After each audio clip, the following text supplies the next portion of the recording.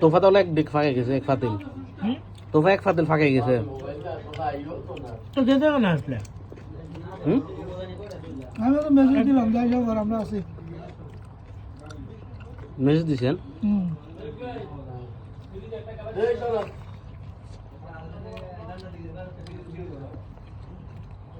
আমি তো মেসেজে লাইক দিব